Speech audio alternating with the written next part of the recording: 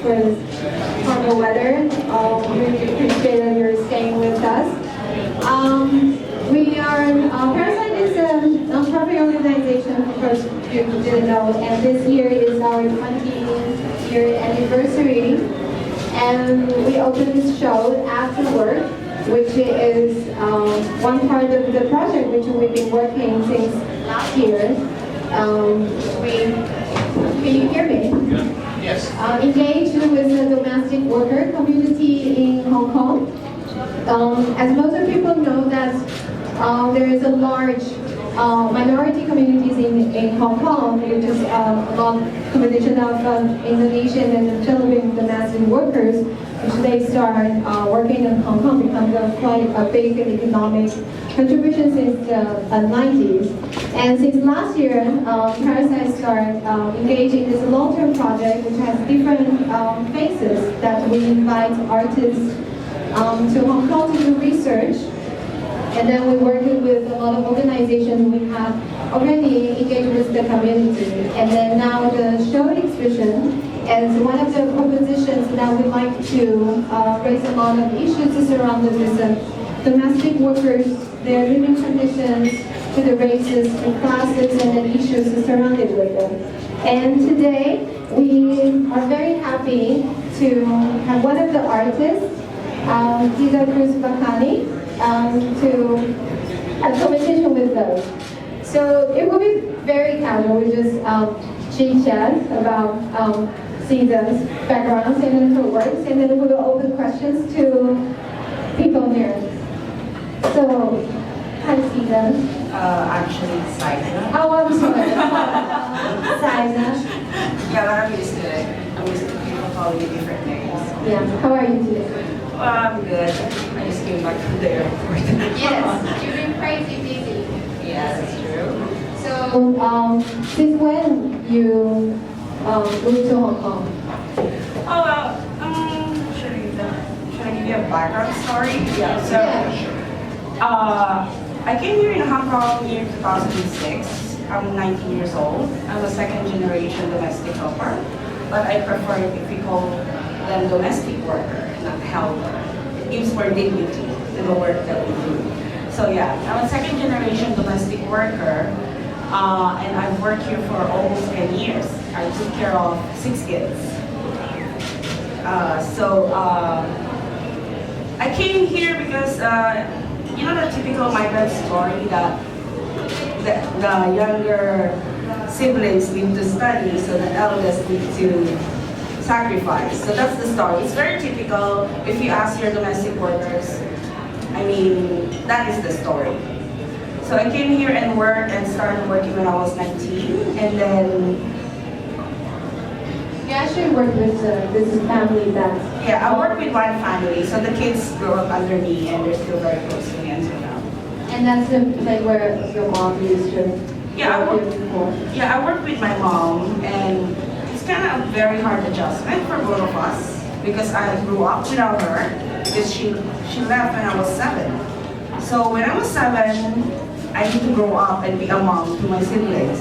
And then suddenly after 10 years, we are together. It's like, who are you?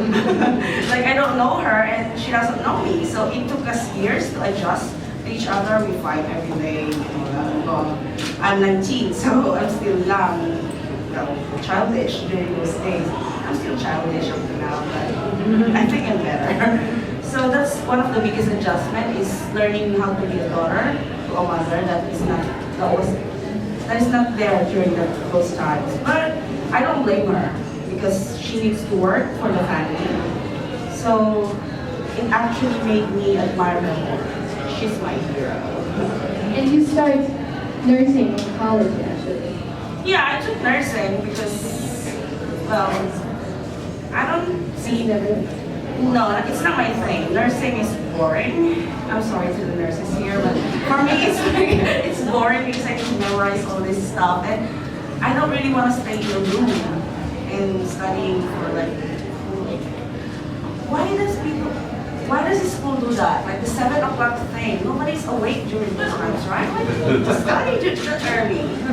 So it's the time that it is 9 years you're working this family and you start taking photos? How does the interest become? Well, when I was younger, I really want to be an artist. I want to be a painter. But the problem is I don't have the talent for it. And then I discovered photography in 2009. And then I realized that the things that I can imagine, I can actually do it with photography. And then another reason actually is my mom really never goes out. She never do holidays. So she never really saw how Hong Kong looks like for 20 years. She just stay at home, do work, and then get paid during her holiday. So my point of getting a camera is I want to roam around, take pictures, and then show it to my mom. I do that. It's like I became her eye of Hong Kong, and up to now I still do that because she doesn't really know how the world works. Her life revolves around her family, work, and then the boss.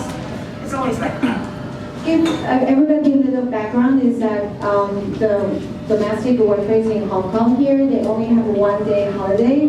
It's on every Sunday. So if you're here on Sunday and you will see that there is a big gatherings, mainly in the central on the Sky Bridge and the Victoria Park in Causeway Bay. There is a big Victoria Park is actually more Indonesian communities, and the Philippine communities more in the central. And you will see there is a lot of gatherings in this big area because that's the only 1 day holiday they have. So you take photos on those holidays. Actually, they didn't allow me to go out during Sundays because they don't want me to like learn some bad stuff. Well, I was young when I arrived, so they think that I'm still a child. So my holidays are usually weekdays. Well, the best thing about my employer is she allowed me to bring a camera all the time. Even though I just go to Park and Shop to buy something, I have a camera with me. So that's the best thing about her. Sometimes I feel like I'm not really the right person to represent the migrant community because I'm one of the few. I mean, not everyone have a good employer, and I have a very good one. So sometimes I feel like I'm really detached to the community because I was isolated. It was not forced, but somehow I'm very isolated to the whole community of domestic workers here. And I'm a loner. That's why, yeah. And surprisingly, you actually quit your job.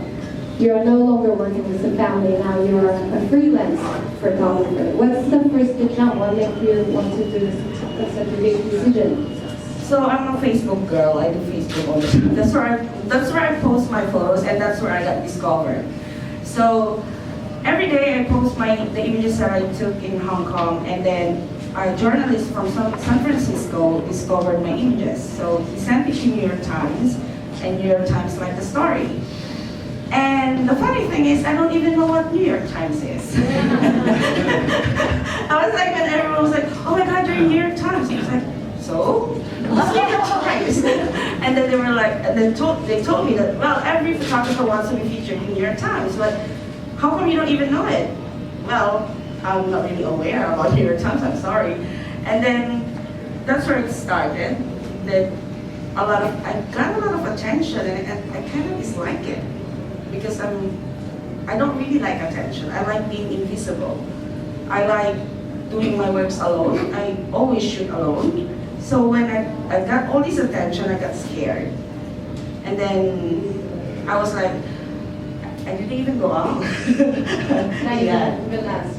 Yeah, but they convinced me that you're in a very lucky position to tell other people's stories because your story is unique. I don't know why it's unique. I mean, it gives me this idea that when you're a domestic worker, you cannot be a photographer. That's why they were saying that it's unique.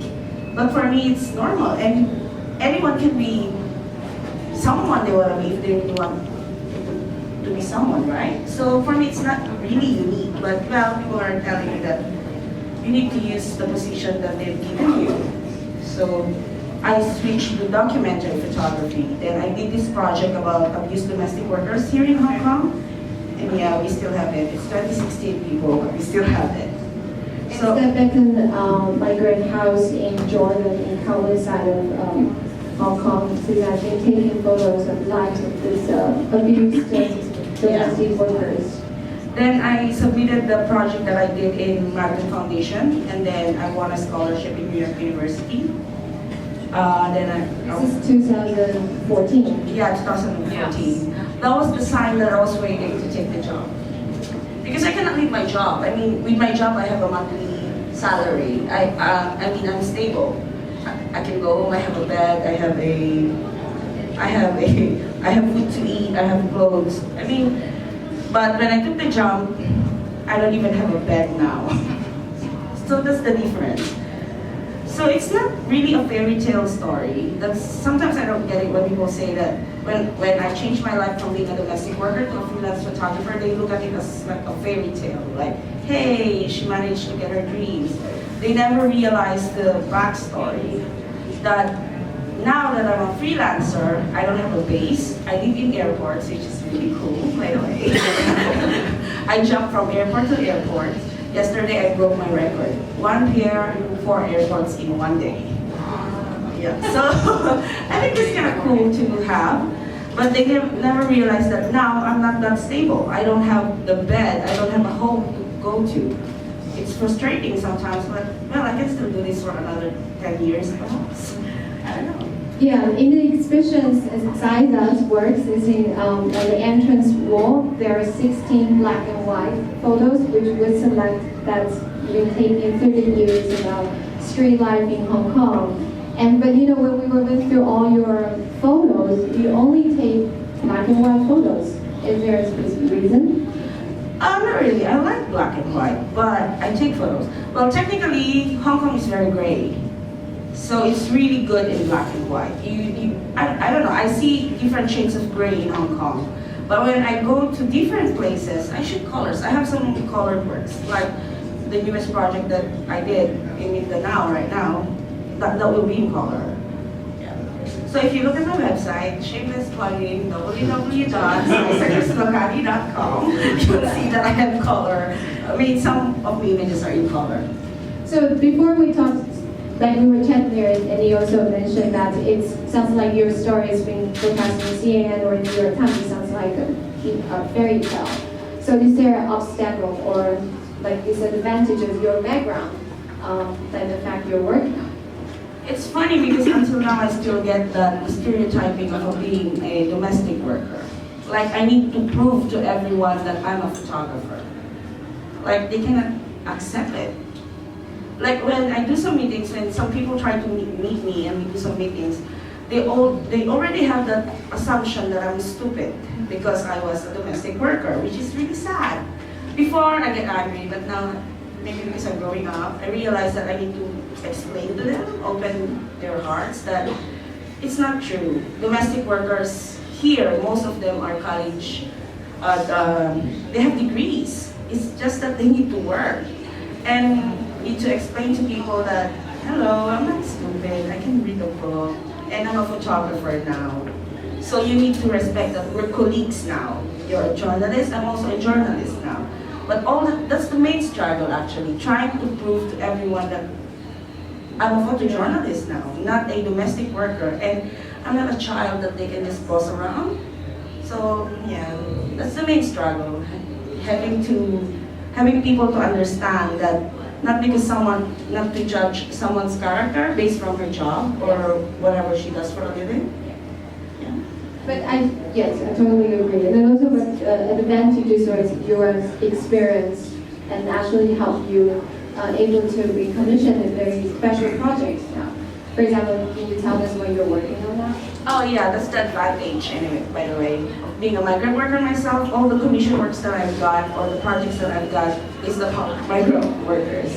Because I'm in a very unique position to tell their stories, and it actually opened, getting access from these people that you photograph is really hard. But if they know that they can relate to you because you're one of them, they open it up. So I think the projects that I've did, the human trafficking project that I did, that's the main reason they agreed for me to photograph them. It's because they feel that I'm one of them. I'm not just there to loiter and just get photos. Get more trust from them. Yeah, it's easy for them to trust me because they know that I understand being a child of a migrant worker and being a migrant worker myself. Yeah. So you want to tell us more about your current project? You just flew back from Philippines, right? Yeah, I just flew back from Mindanao. Mindanao is a war-torn area in the Philippines. And right now, with all this bombing and killing that is happening from Paris, Brazil, Ankara, I mean, the Muslim community is suffering from Islamophobia. When you're a Muslim, they assume that you're a terrorist or a rebel. And this project that I'm doing right now is to counter that, to prove that Christians and Muslims can actually live harmoniously together. That is not about religion. It's about other issues. It's about crazy people. It's not about the religion itself. Because when I went there, I mean, I've seen a community that works together, that works well. So maybe with this project, it can convince some people that not all Muslims are terrorists. And then, of course, I'm doing a project about refugees here in Hong Kong. So if you know refugee, connect me. And then the human trafficking project, which is global. It's now global because I did 5 countries already. And what other projects am I working on? I have a lot of projects, but right now I'm focusing on the Mindanao, on the Islamophobia. Well, I'm sure many people have questions for Xyza, and I'm open to the public. Is there anybody have questions for her? It's okay, I don't need the microphone. I just want to commend you on your work and also to ask you how you feel about Afterwork. It's an exhibition that wouldn't have happened without you. And I'd love to hear your thoughts on the exhibition and the company you're keeping in its show. Actually, I love it. I mean, I'm used to having my own show.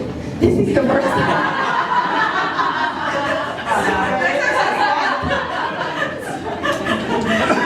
I'm used to having my own show, but this is the first one that I actually joined a group show. And I love it because it's the first time that I've seen different artists working together towards a goal. And I think that's perfect. Yeah. Next time you need to give me my own show. Yeah. When you began to practice photography, you began to practice photography, were there any particular photographers that you were seeking to model your techniques after, or did you simply try to just have it naturally, your own voice, your own visual voice with it? Did you study any of the photographers? Actually, that's the thing. The advantage of that is I didn't really look at other people's work. Because my point is, if I look at other people's work and then go out, in my subconscious, I'm gonna be photographing what they see, not what I'm trying to see. The disadvantage of not having an education about photography is groups doesn't really know what to do with me. They don't know that, well, she's not really a photographer because she never studied anything about photography. But now that I realize also that I need to study. So I'm studying all these works by people. I love Susan Gonzalez and Pedro Luis Carriota. I don't know, when I say Pedro Luis Carriota, people doesn't really know about him, but I think he's an amazing artist. And our black and whites look alike. Yeah. Sorry, hi, Xyza. How has your editing process changed now that you have exposure in NYU, you work with your fellowship with Magnum? Is it still a very individual, personal process when you edit and when you print, or do you talk to more people about how to put together a show, or is it still very personal for you? It's personal in some ways that I do the curating, but then, because I know that the emotional factor is still there, I send it to people that I really trust. Like, you need to do this, like Jay here. So, I have 2 kinds of curators. The first one are artists or people that understand what I'm doing, and the second one is my mother. Because my mother doesn't know anything about art and photography. So what she sees is what, I'm sorry to use the term regular, or everyday people see. Because they don't have any idea what, rule of thirds or whatever rule that we have. My mom doesn't know about it. So when she sees a photo and she tells me that, I don't understand it, it's ugly. I think she's right. Yeah, because her eyes are very raw. And I think that's a good way of editing my work. So one who doesn't understand photography or art, and the other one is people who really understands it. But then, because I'm stubborn, I still do what I want to do. Yeah. Hi. Hi, Xyza. Just a little bit of background. Now all of you will know my body. I'm a Filipino that grew up in Hong Kong, and I'm very in touch with like the ethnic minority groups here, and I know a lot of young Filipino artists, both here and in Hong Kong, who really take away a lot from your work and are very inspired by you. So my question to you would be, how would a struggling, say, ethnic minority artist based in Hong Kong, and you know very well that it's very difficult to branch out onto mainstream kind of platforms, what kind of advice would you give them? Well, be very good at it. They cannot ignore you. That's the only advice I can give. Everyone is struggling. I mean, I'm still struggling. It's hard to break barriers, you know? But I forget what other people, I don't really care what other people might say about my work. I do my work because I want to do it, not because people will like it. So my only point is be very good at it, and that people cannot ignore you. That's my only advice for young artists or struggling artists like me. Because once you think about people's opinion and you work because of that, you're gonna lose your own vision, your own voice. And as an artist, you must have a voice. You must have something to say. That's deep. I can't even process that. I'm not very shallow person. So, any more questions? Anyone? Can you talk a little bit about how you guys worked in collaborating Can you talk a little bit about how you guys work to pick the pictures that are in the show and how that collaboration worked? Well, it's actually, when the conversation we started, of course, to get permission to join this exhibitions, and then as the selections of the works is actually based on curatorial's decision, and we are very happy that Xyza completely trusts our decision, even the presentation she's told, I think maybe she just supported the idea that the whole show is about, so she gave us full permission that what the curators decide to do. Yeah, I gave them a lot of headache because I'm always away. So those works are my first works, year 2013 and 2012, and during the Occupy Hong Kong.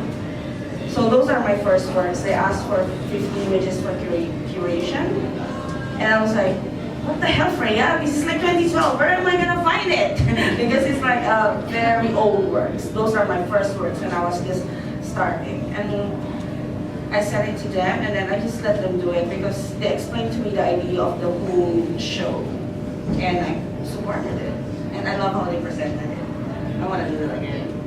Well, I think from the curator's point of view, we really wanted to select from Xyza's point of view how she sees Hong Kong, and then through the years, and she documented many crucial moments in Hong Kong, especially the Occupy Central, and also you can see the daily life, people's life. So I think that's the main point. We want to, from her point of view, what is Hong Kong like? Is amazing. And by the way, just to make it clear, I was in the Occupy as a photographer. I don't have any views on that one. Because people keep asking me, like, are you there as a protester or whatever? I was like, no, I'm just there to take photos. So no politics on those photos. I was there to record history, and I think that when I did it, I was in the middle. I was in the front line, and I got tear gas, I got hit, I love it, adrenaline. I don't know. I should stop talking. Seriously. Yeah. I think your talk is very inspiring and it's very touching. And since you just mentioned that people would politicize you, I'm curious to know, maybe you can elaborate a little bit more in terms of how do you feel about this kind of feedback, and when you're being shown or being presented your work, do you feel a strong pressure that people would like to politicize the content of the work? And then the second follow-up question is, a lot of your project now, including your future project, covering these humanitarian concerns, a very strong kind of human aspect in it. Do you think there's other subject matters that you will be interested in maybe focus in the future? I'm just curious. Well, that's why I don't like giving one-on-one interviews, because I don't have a record of whatever I've said. I like doing it by emails, because once they take my words out of context, I have like, I'm gonna sue you. No, I'm just kidding. Well, when they try to politicize my works, especially here in Hong Kong, I know that I'm doing a lot of human rights issues about here in Hong Kong. I just explain to them that I'm just a messenger, and don't shoot the messenger. That's the best way that I explain to people. Sometimes some media put words into my mouth, and I was like, no, we're not gonna do this interview. I tell them politely, because they try, they really try. And with projects, well, I like doing human rights issues, but I have some sideline projects. That's how I survive. I mean, I do street for art, or for me, for myself. And then these human rights issues that I do is, I think this is for the invisible people. I owe this to them, and this is the position the world has told me to do. So I'm very lucky to be in that position. So I do these stories to tell their stories. These are not my stories. My street photography, this is my story. These are my feelings that I pour out every day, and I have a lot of feelings. So I shoot every day, yeah. And the future projects, well, right now, I think I need to pace it down a bit, because the refugee issue is huge, the Islamophobia is huge, and of course I want to go to different countries. I like traveling, I like living in the airport. But I want to have a base at home. Maybe that's my future project, find a place where I can stay for a month, because I haven't done it. For 10 months, I've been living in airports, jumping from country to one country, and it's fun. Until you realize I'm getting bigger, that's away.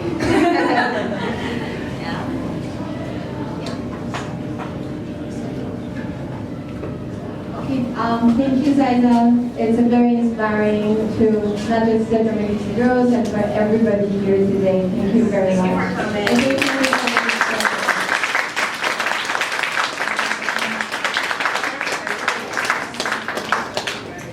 Thank you, everyone.